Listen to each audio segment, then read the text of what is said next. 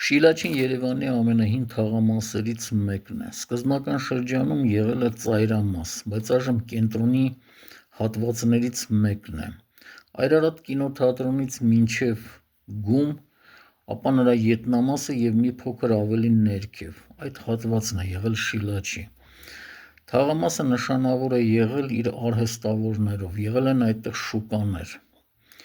Եղել է մի շարք, որտեղ աշխատել են կարմիր գույնով ներկող ներկարարները։ Այդ շարքին կոչել են շիլաչիներ, ի հակադրություն բոյաղչիների, որոնք կապույտ գույն ներկով են ներկել։ Շիլաչիները հարկ չեն վճարել, իսկ բոյաղչիները վճարել են։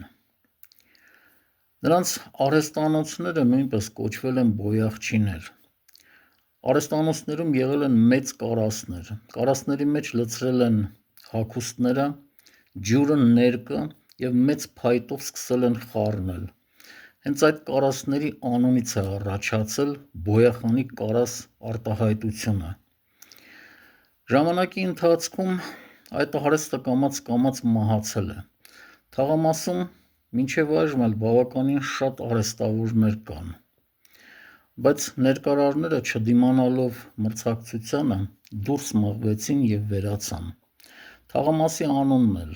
այժմ դեպքից դեպք են տալիս։